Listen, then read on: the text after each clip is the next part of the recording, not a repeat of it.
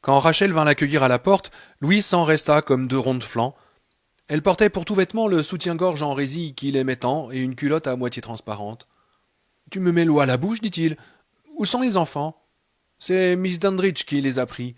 Nous sommes livrés à nous-mêmes jusqu'à 8h30, ce qui nous laisse 2h30. Ne les gaspillons pas. Elle se serra contre lui. Il huma une senteur délicieuse et subtile. Était-ce de la tarde rose? Il l'enlaça, lui entoura la taille de ses bras, puis ses mains trouvèrent ses fesses, tandis qu'elle promenait légèrement sa langue sur ses lèvres, avant de la plonger dans sa bouche et de l'embrasser avec avidité. Quand leurs lèvres se séparèrent enfin, Louise demanda d'une voix un peu rauque. Vous êtes le plat de résistance ce soir? Non, je suis le dessert, répondit Rachel, en remuant lascivement des hanches et en se frottant à son bas-ventre. Mais je puis vous promettre que vous ne serez pas forcé de manger d'un plat qui ne vous convient pas. Il voulut l'enlacer à nouveau, mais elle se déroba et le prit par la main. Non, mentons d'abord, dit-elle. Elle lui fit couler un bain brûlant, le déshabilla lentement et le fit asseoir dans la baignoire.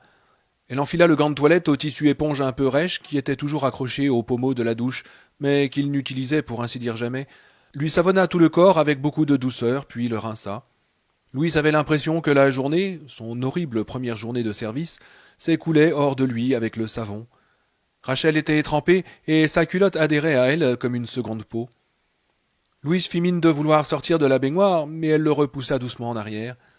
Mais qu'est-ce que tu... Le gant de toilette l'empoigna sans brutalité et se mit à le manier lentement de haut en bas. Son contact rugueux fit aussitôt naître en lui une volupté presque insoutenable. Rachel! Il s'était mis à transpirer à grosses gouttes, et ça n'était pas dû seulement à la chaleur du bain. Chut! Fit-elle. Il lui sembla que son plaisir se prolongeait indéfiniment. Chaque fois qu'il approchait de l'orgasme, le gant de toilette ralentissait son mouvement, l'arrêtait presque.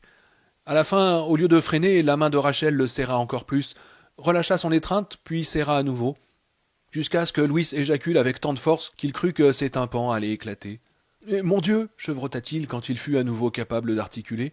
« Où as-tu appris à faire ça ?»« Chez les Girl Scouts, répondit-elle en prenant un air sainte-nitouche. Elle avait préparé un bœuf stroganoff qui avait mijoté à feu doux durant l'épisode de la salle de bain, et Louise, qui 4 heures plus tôt aurait juré qu'il avait perdu l'appétit pour au moins 2 mois, en reprit 2 fois. Ensuite, elle l'entraîna de nouveau à l'étage. « À présent, dit-elle, on va voir ce que tu peux faire pour moi. » Louise jugea que, vu les circonstances, il s'en tirait plus qu'honorablement. Quand ce fut terminé, Rachel enfila son vieux pyjama bleu et Louis mit une chemise de flanelle et un pantalon de velours côtelé informe pour aller chercher les gosses. Miss Dandridge le pressa de questions au sujet de l'accident et il lui en brossa un récit très sommaire, beaucoup moins juteux sans doute que le compte-rendu qu'en donnerait le Bangor Daily News du lendemain. Il faisait cela à contre-cœur, avec le sentiment qu'il était en train de colporter des ragots sordides, mais Miss Dandridge avait refusé qu'il lui payât la garde des enfants, et il lui devait bien ça en échange de la soirée qu'il avait passée grâce à elle en tête-à-tête avec Rachel. La maison des Dandridge était à moins de 2 kilomètres de chez eux.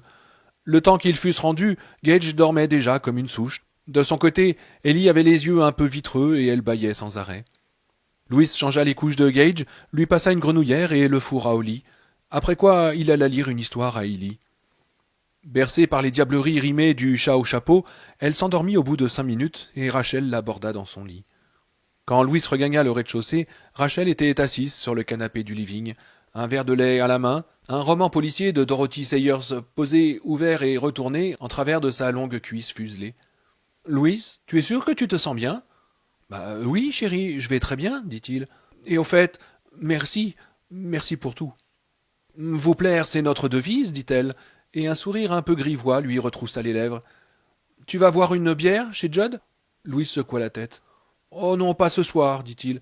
Je suis trop pompé. »« J'espère que j'y suis pour quelque chose. »« Oh non, tu n'y es pour rien, ça c'est sûr. »« Dans ce cas, avalez-vous un verre de lait en vitesse et allons-nous pioter, docteur. » Louis s'attendait plus ou moins à rester un bon moment sans dormir, passant et repassant dans sa tête le film des événements, comme cela se produisait toujours à la fin d'une journée particulièrement éprouvante au temps où il était interne. Mais il se sentit aussitôt aspiré dans le sommeil et s'y abandonna avec délice. Ce fut une chute longue et douce, comme s'il avait roulé lentement sur une planche lisse très légèrement inclinée. Il avait lu quelque part qu'il faut en moyenne 7 minutes à un être humain pour bloquer tous ses circuits de veille et se déconnecter du monde. 7 minutes pour que le subconscient prenne la relève de la conscience. un peu à la manière d'un mur truqué qui s'escamote en tournant sur lui-même dans la maison hantée d'un lunapark. Ça avait un petit côté surnaturel. Au moment où il sombrait, il entendit l'écho lointain de la voix de Rachel qui disait « Le prendre après-demain ». « Hein? Qu'est-ce que tu dis ?»« Joe Lander, le vétérinaire. Il opère Church après-demain. »« Oh, ok. Church. Profite de tes cojones pendant que tu les as encore, mon beau vieux. » Et là-dessus, il glissa au fond d'un noir abîme, oublia tout et s'endormit dans un sommeil profond et sans rêve. Tard dans la nuit, il fut réveillé par un bruit anormal. Un fracas assez sonore pour qu'il se dressât brusquement sur son lit, en se demandant si ce n'était pas Ellie qui avait roulé à terre ou le liquage du bébé qui s'était effondré. Et puis la lune surgit de derrière un nuage, inondant la chambre d'une lumière froide et blafarde, et il aperçut Victor Pascoe debout dans l'encadrement de la porte. Ce fracas, c'était lui qui l'avait produit en ouvrant la porte d'une poussée brutale.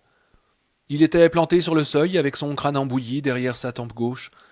Sur son visage, le sang séché avait formé de longues traînées violacées qui évoquaient des peintures de guerre indienne. La pointe blanche de son omoplate luisait au-dessus de son épaule difforme. Il souriait. « Venez, docteur, dit Pascoe. On va faire un petit tour. » Louis regarda autour de lui. Masse indécise sous la grosse couette jaune, Rachel dormait à poing fermé. Il se retourna vers Pascoe. Pascoe était mort, et inexplicablement, il vivait. Pourtant, Louis n'éprouvait aucune frayeur. Aussitôt qu'il l'eut constaté, il sut pourquoi. « C'est un rêve, se dit-il, et son soulagement le força à se rendre compte qu'en réalité, il avait eu très peur. Les morts ne ressuscitent pas, c'est impossible, du seul point de vue de la physiologie. Ce garçon se trouve actuellement dans un tiroir frigorifique de l'Institut médico-légal à Bangor, avec un tatouage en forme de Y renversé sur la poitrine, à l'endroit où on l'avait incisé pour l'autopsie. Le médecin légiste a probablement fourré son cerveau dans l'ouverture de sa poitrine, après y avoir prélevé un échantillon de tissu et colmaté la cavité crânienne avec du papier kraft pour empêcher tout écoulement. C'est plus simple, replacer un cerveau à l'intérieur d'un crâne est un véritable casse-tête chinois. C'est son oncle Karl, le père de l'infortuné Russie, qui l'avait informé que c'était la procédure usuelle. Il lui avait donné bien d'autres détails sur les pratiques mortuaires, dont le moindre eût sans doute fait pousser à cette pauvre Rachel des cris d'épouvante. Mais quant à Pascoe, il ne pouvait pas être là. Rien à faire. Pascoe était dans un tiroir frigorifique avec une étiquette accrochée au gros orteil. Et on ne lui aurait certainement pas laissé son short rouge pour le ranger là-dedans. Pourtant, une impulsion irrésistible le poussait à obéir, à se lever. Les yeux de Pascoe étaient rivés sur lui. Il rejeta les couvertures et posa les pieds par terre. Il éprouva très distinctement le contact pelucheux et froid des petites boules de laine de la descente de lit au crochet, cadeau de mariage de la grand-mère de Rachel. Son rêve était d'un réalisme hallucinant, à tel point même qu'il attendit que Pascoe ait tourné les talons et se soit engagé dans l'escalier avant de lui emboîter le pas. Pour aussi intense que fut la force étrange qui le poussait à le suivre, il ne voulait pas courir le risque d'effleurer, même en rêve, un cadavre ambulant. Mais il le suivit, bel et bien. Le short de Pascoe luisait dans la pénombre. Ils traversèrent le living, la salle à manger, la cuisine. Pascoe se dirigea vers la porte de communication entre la cuisine et la remise qui tenait lieu de garage, et Louis s'attendait à ce qu'il tourne le verrou et fasse jouer le peine. Mais non. Au lieu d'ouvrir la porte, il passa tout bonnement à travers. Louis le regarda faire avec une stupeur très moyenne. « C'est donc aussi simple que ça ?» se disait-il. « Remarquable. C'est à la portée du premier venu. » Il tenta l'expérience et constata non sans satisfaction que le panneau de bois ne se dissolvait pas devant lui. Apparemment, même en rêve, il demeurait d'un pragmatisme à toute épreuve. Il tourna le bouton du verrou de sûreté, actionna le peine et s'introduisit dans le garage. La familiale et la civique s'y trouvaient bien, mais Pascoe, non. Louis se demanda brièvement s'il ne s'était pas tout simplement volatilisé. Les créatures de rêve s'évanouissent facilement. Il en va de même des lieux. À un moment, vous êtes à poil au bord d'une piscine, avec une trique à tout casser, en train de proposer une partie carrée à, par exemple, Roger et Mrs. Dandridge. Et le temps de battre une seule fois des cils, vous vous retrouvez en train d'escalader un volcan hawaïen. Peut-être qu'il avait perdu Pascoe, parce que le deuxième acte allait commencer. Mais lorsqu'il émergea du garage, Pascoe était à nouveau visible, debout dans la lueur pâle de la lune à l'extrémité de la pelouse, juste devant l'entrée du sentier. Cette fois, la peur prit Louis pour de bon, s'insinuant en lui comme une fumée noire à travers tous les orifices de son corps.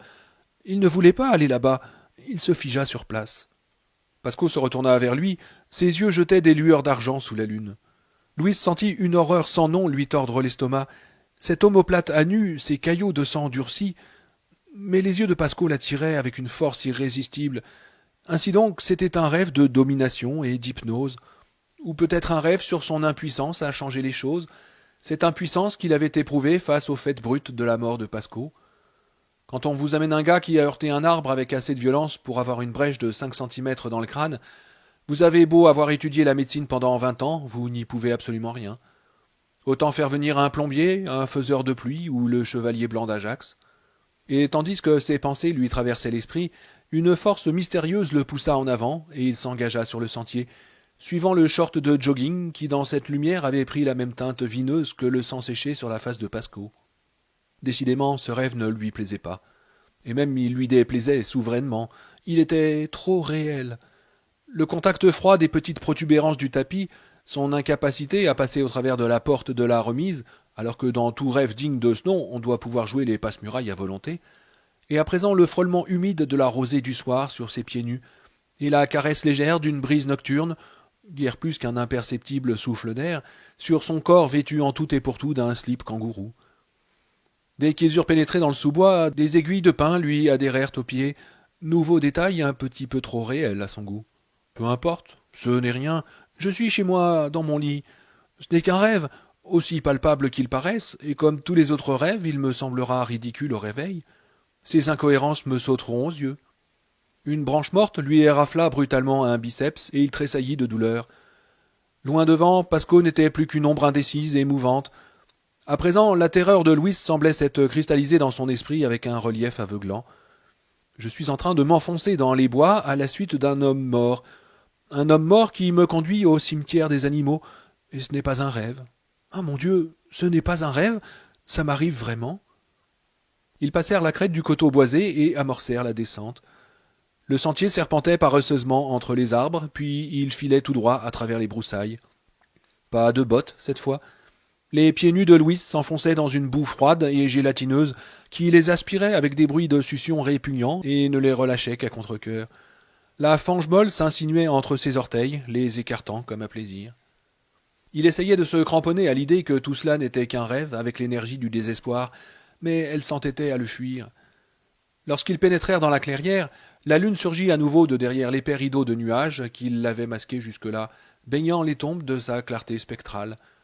Les formes des stèles de fortune, fragments de planches, vieilles boîtes de conserve découpées à l'aide de cisailles paternelles et martelées en forme de rectangles grossiers, lames de schiste et d'ardoise mangées des caillures, se détachaient avec un relief saisissant, projetant des ombres très noires aux contours parfaitement nets.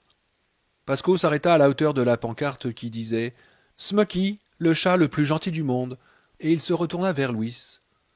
Louis sentait l'épouvante, l'horreur s'enfler en lui lentement, mais avec une force si implacable qu'il lui semblait que leur pression allait le faire éclater comme un ballon. Les lèvres tuméfiées de Pasco étaient retroussées en un sourire hideux, et dans la clarté livide de la lune, son corps athlétique et bronzé paraissait aussi blême que celui d'un cadavre, enveloppé dans les plis lâches d'un suaire sur le point d'être cousu. Il leva un bras et le tendit, l'index pointé. Louis regarda dans la direction qu'il indiquait. Un gémissement s'échappa de sa poitrine, ses yeux s'exorbitèrent et il écrasa contre ses lèvres le dos de son poing fermé. Il sentit un froid humide sur ses joues et il comprit que dans l'excès de sa terreur, il s'était mis à pleurer. Le grand amas d'arbres morts, celui-là même qu'Élie avait voulu escalader et dont John Crandall l'avait fait descendre avec une alarme visible, s'était mué en un tas d'ossements. Et les ossements remuaient. Ils ondulaient et s'entrechoquaient.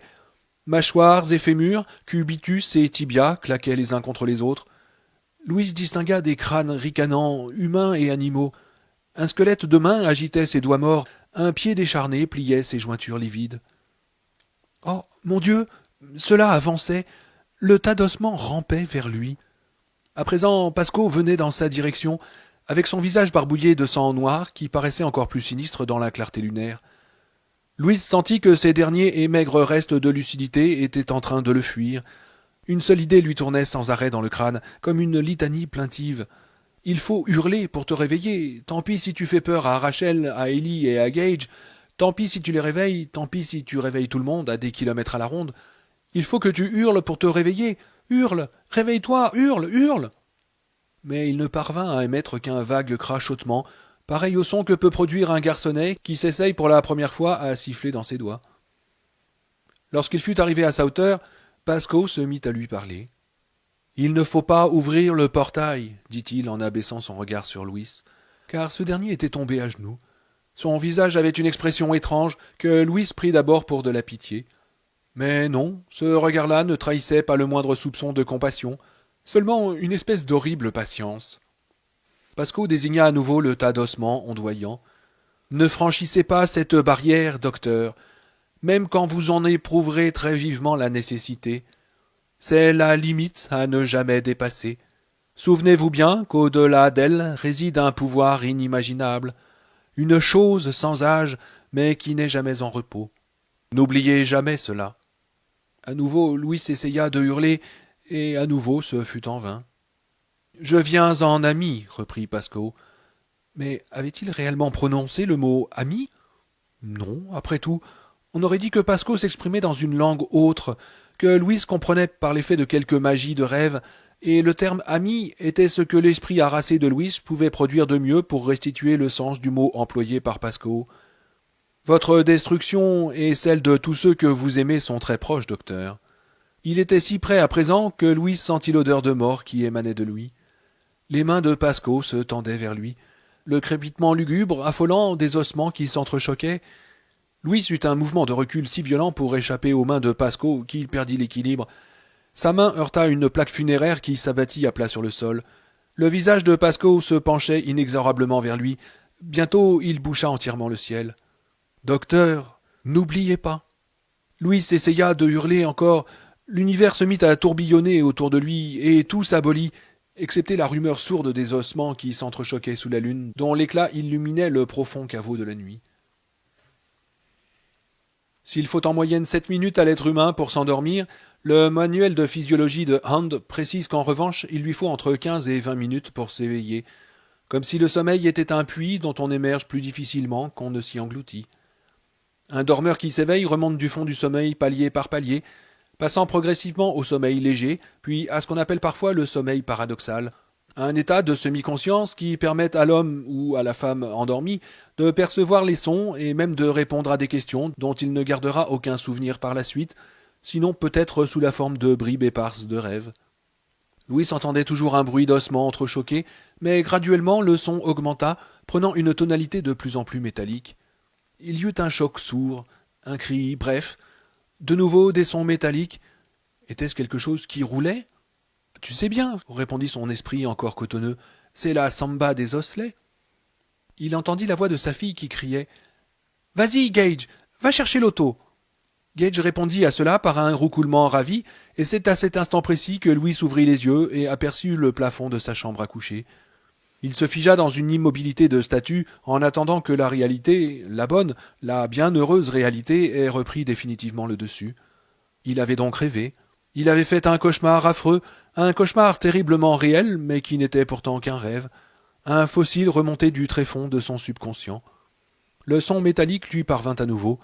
C'était celui d'une des petites voitures de Gage qui zinguait le long du corridor de l'étage. « Va la chercher, Gage !»« Cherchez !» brailla Gage. « Cherchez, cherchez !» Les petits pieds nus de l'enfant martelèrent avec des chocs sourds, clop, clop, clop, clop, le tapis du couloir. Il riait, et Ellie riait en même temps que lui. Louise tourna la tête. La moitié droite du lit était vide, les couvertures rejetées. Le soleil était déjà haut dans le ciel. Il consulta sa montre et elle lui apprit qu'il n'était pas loin de 8 heures. Rachel l'avait laissé dormir bien au-delà de l'heure normale de son réveil, intentionnellement sans doute. En temps ordinaire, il en aurait conçu de l'irritation, mais ce n'était pas un matin comme les autres. Il prit une profonde inspiration et l'exhala avec bonheur. Il n'était que trop heureux d'être étendu là, avec le ray de soleil qui pénétrait obliquement par la fenêtre, et d'éprouver le poids indubitable de la simple réalité. Des particules de poussière dansaient dans le soleil. Du rez-de-chaussée, la voix de Rachel cria « Ellie, ton casse-croûte est prêt. Viens le chercher et va-t'en vite, sans quoi tu vas rater ton bus. »« Oui, maman, d'accord, » fit Ellie, et ses talons claquèrent. « Tiens, Gage, prends ton auto, il faut que j'aille à l'école. » Gage se mit à pousser des clameurs indignées. Ce n'était qu'une bouillie de sons d'où se détachaient quelques rares mots audibles. Gage, auto, chercher et Ellie bus. Mais le message n'en était pas moins clair. Ellie devait rester, et l'instruction publique pouvait aller se faire cuire un œuf. La voix de Rachel résonna à nouveau. « Élie, va donc secouer papa avant de descendre. » Élie entra dans la chambre. Elle avait pris sa robe rouge et noué ses cheveux en queue de cheval. « Je suis réveillée, Poussin, dit Louis. Va donc prendre ton bus. »« D'accord, papa. » Elle s'approcha de lui, déposa un rapide baiser sur sa joue un peu hirsute et se rua vers l'escalier. Le cauchemar commençait à se dissiper, à perdre peu à peu son sens. Bonne idée, tiens. « Gage, cria-t-il, viens embrasser papa. » Mais Gage fit la sourde oreille. Il avait foncé dans l'escalier à la suite d'Élie et la pourchassait en braillant à plein poumon. « Cherchez Otto, cherchez Otto. » Louis eut tout juste le temps d'entrevoir son petit corps trapu et courteau, vêtu simplement de couches et d'une culotte de caoutchouc. La voix de Rachel s'éleva à nouveau. « C'était toi, Lou? Tu es réveillé ?»« Oui, dit-il en se dressant sur son séant. « Je te l'avais dit, maman, cria Élie. Bon, allez, salut, je m'en vais. » Cette déclaration fut ponctuée par un violent claquement, celui de la porte d'entrée, et par un beuglement scandalisé de Gage. « Un œuf ou deux? Cria Rachel. Louis repoussa les couvertures et posa les pieds sur la descente de lit au crochet. Il était sur le point de répondre qu'il se passerait d'œufs, qu'il avalerait juste un bol de cornflakes sans vitesse, mais ses paroles s'étranglèrent dans sa gorge. Ses pieds étaient couverts d'une croûte de boue séchée mêlée d'aiguilles de pain. Son cœur bondit dans sa poitrine comme un diable à ressort désarticulé. Avec des gestes frénétiques, les yeux agrandis par l'horreur, sans même s'apercevoir qu'il se mordait la langue à belles dents, il repoussa la literie à coups de pied. De son côté, tout le bas du lit était jonché d'aiguilles de pain. Les draps étaient souillés, maculés de terre brune et grasse. « Louis ?» Il aperçut quelques aiguilles de pain qui étaient restées collées à ses genoux, et tout à coup il examina son bras droit. Il avait une égratignure toute fraîche en travers du biceps, à l'endroit exact où la branche morte l'avait éraflé. En rêve. Je vais hurler. Je sens que je vais hurler. Et il n'en aurait pas fallu beaucoup, en effet. Déjà le cri s'enflait dans sa poitrine, porté par une énorme vague de terreur glaciale. La réalité vacillait autour de lui. La réalité, la vraie réalité, c'était cela. Les aiguilles de pain, la boue qui tachait ses draps, les gratignures sanglantes qui barraient son bras nu. Je vais hurler, et ensuite je perdrai la raison, et je n'aurai plus à me préoccuper de tout ça. « Louis » Rachel gravissait l'escalier. « Louis, tu t'es rendormi ?» Pendant les 2 ou 3 secondes qui suivirent, il se démena comme un beau diable pour se ressaisir. Il lutta de toutes ses forces pour reprendre le contrôle de ses émotions, comme il l'avait fait au cours des instants d'épouvantable confusion qui avaient suivi l'arrivée de Pasco mourant dans les locaux de l'infirmerie. Et il y parvint. L'idée qui avait fait pencher la balance du bon côté était qu'il ne fallait surtout pas que Rachel le voie ainsi, avec ses pieds encroutés de boue sèche et d'aiguilles de pain, et les couvertures retroussées jusqu'au sol, révélant le drap du dessous éclaboussé de boue. « Oui, je suis réveillé !» lança-t-il d'une voix enjouée. Il s'était coupé en crispant involontairement les mâchoires, et sa langue saignait.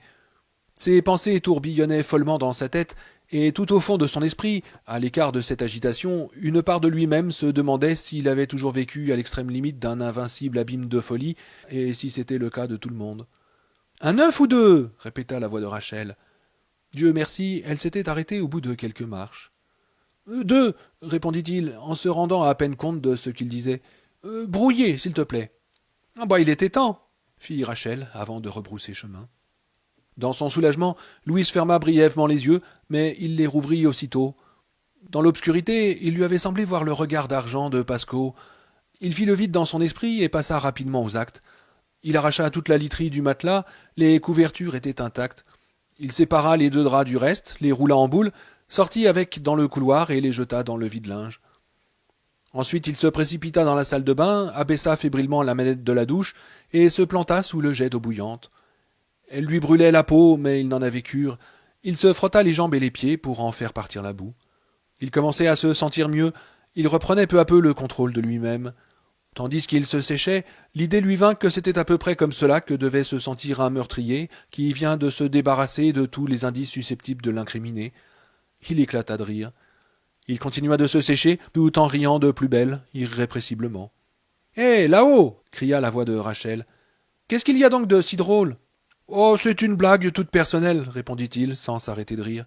Il était terrifié, mais la peur cédait devant ce rire inextinguible qui s'élevait d'un ventre aussi dur et tendu qu'un mur de briques pleines. Il se dit qu'expédier les draps dans le coffre à linge sale avait vraiment été une idée de génie. Miss Dandridge venait 5 jours par semaine faire le ménage et la lessive. Bien sûr, elle aurait pu interroger Rachel au sujet de ses draps crottés, mais Louise était persuadée qu'elle n'en ferait rien. Elle se bornerait sans doute à chuchoter à l'oreille de son mari que les Creed se livraient à des jeux sexuels bizarres, au cours desquels ils se barbouillaient le corps d'un mélange de boue et d'aiguilles de pain.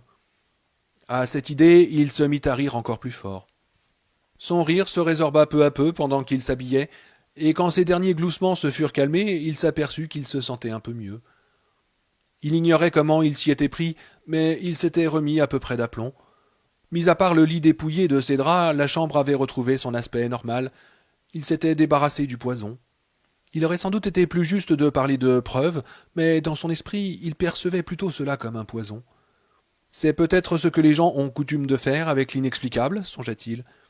Ce qu'ils font de tout ce qui est irrationnel, de tout ce qui refuse de se plier au déterminisme étroit qui régit le monde occidental. C'est sans doute ainsi que réagit un individu normal qui aperçoit un beau matin une soucoupe volante suspendue dans l'air au-dessus de son jardin, projetant sur la pelouse une petite flaque d'ombre bien noire, ou qui se trouve pris sous une averse de grenouilles, ou dont une main surgit de sous le lit vient caresser les pieds au beau milieu de la nuit. On fait une crise de larmes, on est pris d'un fou rire nerveux, et puis comme l'objet de la terreur reste entier et refuse obstinément de s'évanouir en fumée, on finit par l'évacuer d'un bloc, comme un calcul rénal impossible à dissoudre. Assis dans sa chaise haute, Gage était occupé à en décorer le plateau couvert de vinyle en le frottant vigoureusement d'une pâte informe de petit déjeuner cacaoté. Rachel sortit de la cuisine avec une assiette d'œufs brouillés et une tasse de café. « Qu'est-ce qui était si désopilant, Louis ? Tu bramais comme un cerf en rut. Ça m'a fait un peu peur. » Au moment où il ouvrait la bouche, Louis n'avait pas la moindre idée de ce qu'il allait dire. Il débita machinalement une blague idiote qu'il avait entendue le samedi précédent au supermarché du coin. Il y était question d'un tailleur juif qui faisait l'acquisition d'un perroquet dont tout le vocabulaire se réduisait à « Ariel Sharon se tripote ». Quand il en eut terminé, Rachel riait aux éclats, et Gage, ne voulant pas être en reste, s'empressa de faire chorus. « Excellent. Notre héros a brouillé toutes les pistes, escamoté les draps boueux et le fou rire suspect dans la salle de bain. À présent, notre héros s'en va lire le journal du matin, ou tout au moins l'ouvrir, afin que la matinée qui s'engage soit bien marquée au coin de la normalité. » Et tout en se disant cela, Louise s'empara du journal et le déplia. Oui, c'est bien ce qu'il faut faire, songeait-il avec un immense soulagement. On expulse ça comme un calcul, et on n'en parle plus. À moins de se retrouver autour d'un feu de camp avec quelques amis par une nuit de grand vent, et que la conversation s'oriente sur les phénomènes inexplicables. Car par ces nuits-là, quand la tempête qui couve fait danser les flammes du feu, on devient facilement bavard. Louis avala ses œufs, embrassa Rachel et Gage, et c'est seulement au moment de passer la porte qu'il jeta un coup d'œil furtif en direction du coffre en bois laqué blanc auquel aboutissait le conduit du vide-linge. Tout allait on ne peut mieux. Il faisait un temps magnifique. L'été semblait bien parti pour se prolonger indéfiniment, et rien ne clochait, absolument rien. Tandis qu'il sortait du garage en marche arrière, son regard se posa brièvement sur le sentier, mais ça ne lui fit ni chaud ni froid. Il n'eut pas même un frémissement de paupières. Ces choses-là s'évacuent d'un coup, comme un calcul. Tout continua d'aller pour le mieux dans le meilleur des mondes possibles, jusqu'à ce qu'il ait parcouru une vingtaine de kilomètres en direction d'Orono. Et à ce moment-là, il fut pris de tremblements si violents qu'il n'eut d'autre recours que de quitter la route et d'aller se ranger dans le parking désert du Sings, un restaurant chinois qui se trouve dans le voisinage immédiat du centre hospitalo-universitaire de Bangor. C'est là qu'on avait dû transporter le corps de Pasco, à l'hôpital, pas chez Sings. Jamais plus Vic Pasco ne mangerait une portion du Mogu Geipan. Ha ha. Impuissant et terrorisé, Louis s'abandonna au tremblement incoercible qui secouait tout son corps avec une force déchirante. La peur qui le torturait n'était pas d'essence surnaturelle. Le soleil était bien trop resplendissant pour cela. Simplement, il était terrifié à l'idée qu'il était peut-être en train de perdre la raison. Il avait l'impression qu'un long et invisible fil de métal lui tournoyait dans la tête. « Assez !» balbutia-t-il. « Assez ! Par pitié !» Il alluma la radio à tâtons et tomba sur John Baez, qui chantait Diamonds and Rust. Sa voix de soprano, douce et liquide, le rasséréna, et lorsque la chanson fut terminée, il se sentit à nouveau capable de conduire. En arrivant dans les locaux de l'infirmerie, il lança un bonjour rapide à Miss Charlton et se faufila aussitôt dans la salle de bain. Il était persuadé qu'il devait avoir une gueule à faire peur. Mais non, il avait bien un léger creux au-dessous des yeux, mais tellement peu prononcé que Rachel elle-même n'y avait pas pris garde. Il se passa un peu d'eau froide sur le visage, se sécha, se donna un coup de peigne et gagna son bureau. Steve Masterton s'y trouvait en compagnie de Surendra Ardu, le médecin hindou qui assurait le service de nuit. Les deux hommes, un gobelet de café à la main, continuaient le classement des fiches des prioritaires que Louis avait commencé la veille. « Ça va, Lou » fit Masterton. « Ça va, répondit-il. « Espérons que ça ira mieux qu'hier matin, dit Ardu. « Mais c'est vrai que vous avez loupé un beau remue-ménage, dit Louis. « Oh, Surendra a eu son lot d'émotions fortes cette nuit, dit Masterton en grimaçant un sourire. « Racontez-lui, Surendra. » Ardu retira ses lunettes et se mit à les essuyer en souriant. « Deux garçons m'amènent leur copine aux alentours d'1 heure du matin, expliqua-t-il. Elle est ronde comme un... Comment dites-vous déjà ? Ronde comme une bille, voilà. Elle voulait fêter la rentrée, vous comprenez. Et elle s'est ouvert la cuisse en tombant. Une vilaine coupure. Je lui dis qu'il faudra au moins 4 points de suture, mais que ça ne laissera pas de cicatrice. Et elle me dit « Bon, eh bien, vous n'avez qu'à suturer alors, et moi je le fais en me penchant comme ceci. » Ardu mima la scène, se courbant au-dessus d'une cuisse invisible. Pressentant ce qui allait suivre, Louis esquissa un sourire. Et tandis que je lui recousse sa plaie, elle me vomit sur la tête. Masterton s'esclaffa bruyamment, et Louis l'imita. Ardu souriait benoîtement, comme si tout cela lui était déjà arrivé des milliers de fois au cours des milliers d'existences antérieures. « Surendra, ça fait combien de temps que vous êtes en service » demanda Louis, une fois que son rire se fut apaisé. « Depuis minuit, dit Ardu. Mais je m'en vais maintenant. J'étais seulement resté pour pouvoir vous dire bonjour. »« Eh bien, bonjour, dit Louis en serrant sa main petite et brune. Et à présent, rentrez chez vous dormir. »« Le fichier des prioritaires est quasiment prêt, dit Masterton. Vous pouvez crier Alléluia, Surendra. »« Oh, vous m'excuserez, fit Ardu avec un sourire, mais je ne suis pas chrétien. Dans ce cas, vous n'avez qu'à chanter le refrain d'Instant Karma. Vous savez, la chanson de Lennon. « Puissiez-vous briller comme le soleil et la lune » récita Ardu, sans se départir de son sourire, après quoi il se glissa discrètement dehors. Louis et Steve Masterton restèrent un moment à fixer d'un air interdit la porte qui venait de se refermer sur lui, puis ils se regardèrent et éclatèrent de rire. Jamais un rire n'avait paru si bon à Louis. Il était tellement normal. « Ça tombe bien qu'on ait fini de classer ces satanées fiches, dit Steve. C'est aujourd'hui que les trafiquants de drogue débarquent. » Louis hocha la tête. Le défilé des représentants en produits pharmaceutiques allait commencer à 10 heures. Steve Masterton disait en manière de boutade qu'à l'université d'Orono, si le mercredi était le jour où l'on célébrait le culte du spaghetti roi, le mardi était consacré à Saint D. D étant l'acronyme de Darvon, le plus populaire de tous les tranquillisants. « Soyez sur vos gardes, ô grand chef, dit Steve. Je ne sais pas comment ces gars-là se comportaient à Chicago, mais ceux d'ici n'hésitent pas à recourir aux arguments les plus vils. Ça va de l'expédition de chasse tout frais payé au lac Chamberlain en novembre, à l'abonnement annuel gratuit au club familial de bowling de Bangor. Un jour, un de ces zèbres-là a même essayé de me corrompre à l'aide d'une poupée gonflable. Moi, et je ne suis qu'un simple auxiliaire. Ils sont prêts à tout pour arracher une vente. Hein, vous auriez dû la prendre, cette poupée gonflable, dit Louis. Bon, elle était rouquine, mais j'aime pas les rousses. Ok, je suis d'accord avec Surendra, dit Louis. Tout pourvu que ça aille mieux qu'hier matin. Le représentant des laboratoires Ubion avait pris rendez-vous à 10 heures. Comme il tardait à se matérialiser, Louis trompa l'attente en appelant le bureau des inscriptions. Il eut une certaine Miss Sapleton qui lui promit de lui expédier sur le champ le dossier de Victor Pascoe. Au moment où il raccrochait, le VRP de chez Upjohn fit son entrée. Il ne lui offrit aucun pot de vin, mais lui demanda simplement s'il serait éventuellement intéressé par un billet à tarif réduit donnant accès à tous les matchs de football des Patriots de Boston au cours de la prochaine saison. « Non, répondit laconiquement Louis. « C'est bien ce que je pensais, fit le représentant d'un air morose avant de prendre congé. À midi, Louis se rendit à la cafétéria à pied, y fit l'acquisition d'un sandwich au thon et d'un maxi coke et regagna son bureau où il déjeuna en épluchant consciencieusement le dossier de Pascoe. Il espérait y dénicher un fil conducteur permettant de relier l'existence de Pascoe à la sienne ou à North-Ludlow et au cimetière. Il se figurait, sans trop y croire, que même un phénomène aussi singulier que celui-ci devait avoir ne serait-ce qu'un vague début d'explication rationnelle. Peut-être que ce garçon avait passé son enfance à Ludlow, peut-être même qu'il avait inhumé un chien ou un chat au cimetière. Mais il ne découvrit aucune trace du lien qu'il cherchait. Pascoe était originaire de Bergenfield, une petite ville industrielle du New Jersey, et il s'était inscrit à Orono en vue d'y passer un diplôme d'ingénieur électricien. Ces quelques feuillets dactylographiés ne recelaient aucun indice susceptible d'établir le moindre rapport entre Louis et le jeune homme qui était mort dans le hall d'accueil de l'infirmerie, en dehors de sa mort elle-même, bien entendu. Il vida ce qui lui restait de coca en écoutant le crachotement de la paille qui aspirait les dernières gouttes au fond du gobelet de carton, puis jeta les emballages vides dans la corbeille à papier. C'était un repas plutôt succinct, mais il l'avait mangé de bon appétit. En fait, il se sentait plutôt bien. Ses nerfs semblaient s'être remis en place, ses tremblements n'avaient pas repris, et il ne subsistait plus de son épouvante du matin que le souvenir d'un cauchemar absurde et violent qui s'effilochait peu à peu dans sa mémoire.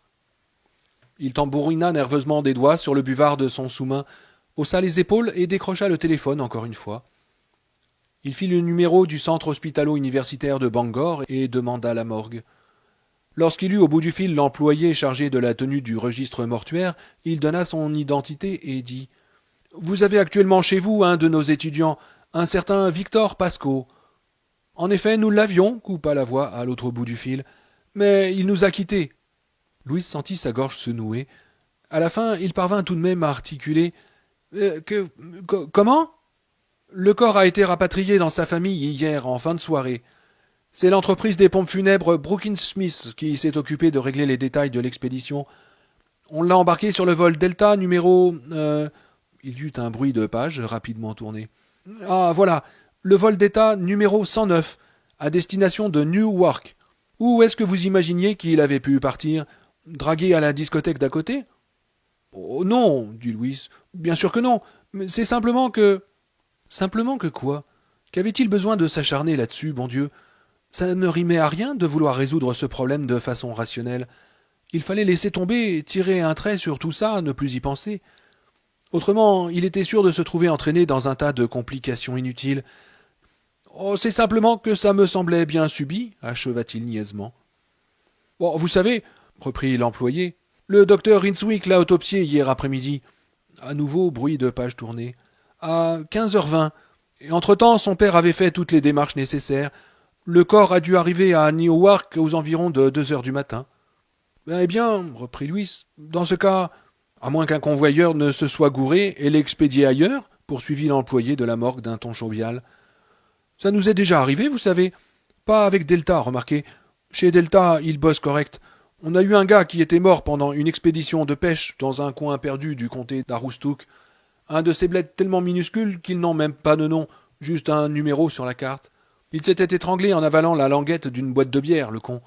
Ses compagnons ont fabriqué un traîneau de fortune, et il leur a fallu 2 jours entiers pour le ramener du fin fond de la Cambrousse. Dans un cas pareil, on ne peut jamais être sûr que l'embaumement marchera. Mais on lui a tout de même injecté sa ration d'antiseptique, en priant le bon Dieu que ça veuille bien tenir le coup, et on l'a expédié chez lui, à Great Falls, dans le Minnesota, dans la soute à bagages d'un avion régulier. Mais ces abrutis-là, ils se sont mélangés les pédales. D'abord, ils l'ont envoyé à Miami, puis de là à Des Moines. Ensuite, il s'est retrouvé à Fargo, dans le Dakota du Nord. Et là, quelqu'un s'est enfin aperçu que ça ne tournait pas rond. Mais entre-temps, il s'était écoulé 72 heures. Et la préparation pour embaumement n'avait pas pris du tout. On aurait tout aussi bien pu lui injecter du 7-Up à la place du phénol. Le client était noir comme du charbon, et il puait si fort la barbaque avariée que 6 bagagistes se sont trouvés mal. En tout cas, c'est ce qu'on m'a raconté. La voix à l'autre bout du fil éclata d'un rire gras. Louise ferma les yeux et il dit « Bon écoutez, merci. Si vous voulez, je peux vous donner le numéro personnel du docteur Rinswick, docteur Creed. Mais en principe, le matin, il va faire son golf à Renault. »« Oh non, merci, ça ira comme ça, » dit Louis. Il replaça le combiné sur sa fourche. « Voilà qui règle tout, se dit-il. Pendant que tu faisais ce cauchemar insensé, le corps de Pasco reposait selon toute probabilité dans un salon mortuaire de New Jersey. Ça met un point final à toute l'histoire. Restons-en là. » L'après-midi, alors qu'il roulait en direction de Ludlow, il trouva enfin une explication plausible à ces traces boueuses au pied de son lit, et un immense soulagement l'envahit. Il avait été victime d'une petite crise de somnambulisme, d'un épisode aigu mais sans conséquence d'automatisme ambulatoire provoqué par le choc psychologique violent qu'il avait forcément subi en voyant un étudiant mortellement blessé lui claquer dans les bras alors qu'il venait à peine d'entamer son premier jour de service à l'infirmerie. Ça expliquait tout. Son rêve lui avait paru extrêmement réel, c'est qu'il comportait effectivement de larges plans de réalité. Le contact de la descente de lit sous ses pieds, celui de la rosée humide et bien sûr la branche morte qui l'avait égratignée. C'est aussi pour cela qu'il n'était pas parvenu à passer à travers la porte comme Pasco.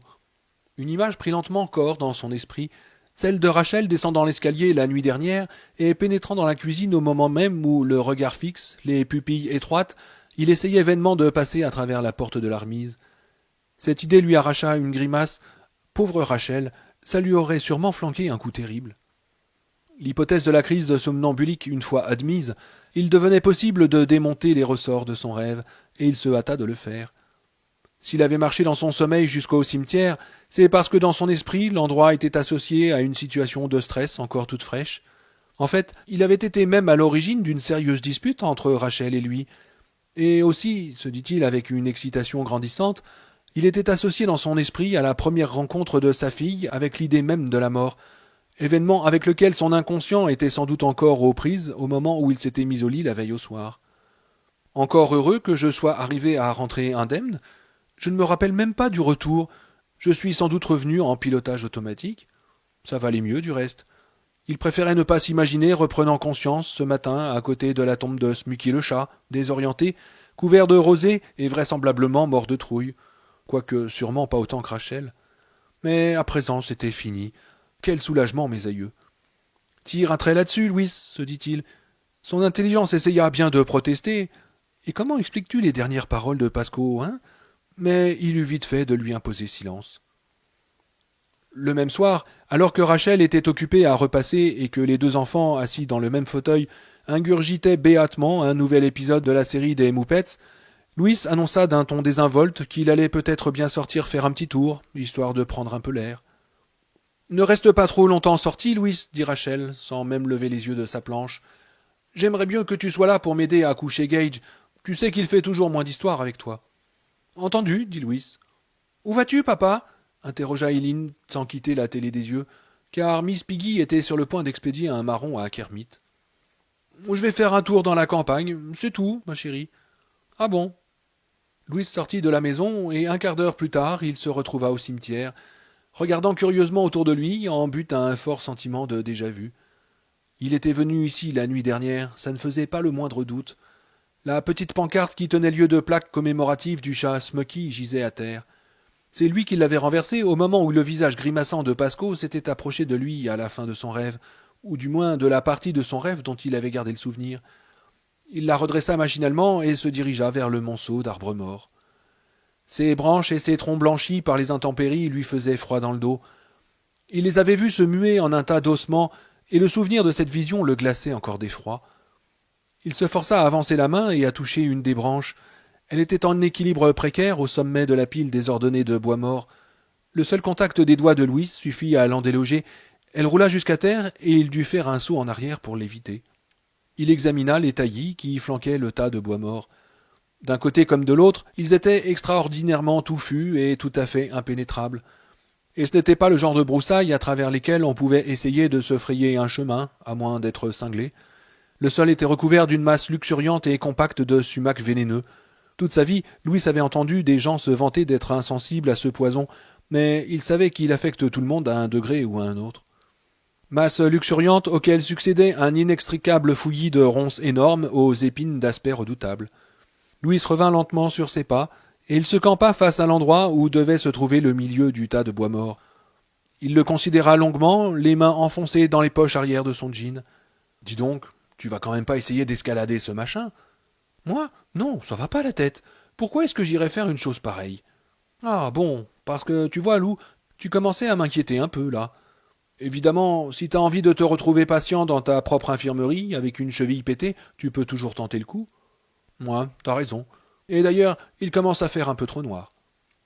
Certain d'être parfaitement décidé et en complet accord avec lui-même, Louise se mit en devoir d'escalader l'empilement d'arbres morts. Il était à mi-chemin du sommet lorsqu'il le sentit céder sous son poids, avec une espèce de craquement très singulier. « Tu vas tomber sur un os, Toubib ?» Une autre branche se déroba sous lui. Il se hâta de redescendre avec des gestes que l'affolement rendait maladroit. Les pans de sa chemise étaient sortis de son pantalon. Il regagna la terre ferme sans anicroche et épousta les débris d'écorce pulvérulents qui lui maculaient les paumes. Puis il se dirigea vers l'entrée du sentier qui le ramènerait chez lui. À ses enfants qui réclameraient une histoire avant de dormir, À Church, dont la carrière de matou certifié et de tombeur de minettes touchait définitivement à sa fin ce soir même, au thé dans la cuisine avec Rachel, une fois les enfants au lit. Avant de se mettre en route, il se retourna une dernière fois pour embrasser la clairière du regard. Il y régnait comme un grand silence vert, et de minces volutes de brume, surgies d'on ne sait où, s'étaient mises à s'enrouler lentement autour des plaques funéraires. Ces cercles concentriques, on aurait dit qu'inconsciemment, des générations successives d'enfants de North Ludlow avaient construit une espèce de Stone Age miniature. Tu es sûr qu'il n'y a que ça, Louis? Il n'avait eu le temps de jeter qu'un coup d'œil extrêmement bref au-dessus de la pile d'arbres morts, avant que la sensation d'un effondrement imminent l'ait dissuadé de s'aventurer plus loin. Mais il aurait juré qu'il avait aperçu de l'autre côté un chemin qui s'enfonçait encore plus profondément dans les bois. C'est pas tes oignons tout ça, Louis? Laisse tomber et va. Oui, chef. Louis tourna les talons et il prit le chemin du retour. Rachel était montée se coucher depuis 1 heure, mais Louis s'attardait encore, feuilletant une pile de revues de médecine qu'il avait déjà passées au crible et refusant d'admettre que l'idée d'aller au lit et de s'endormir le rendait nerveux. Jamais auparavant il n'avait été victime d'une attaque de somnambulisme, et il n'avait aucun moyen d'être sûr qu'il s'agissait d'un épisode isolé. Il fallait d'abord savoir s'il se reproduisait ou pas.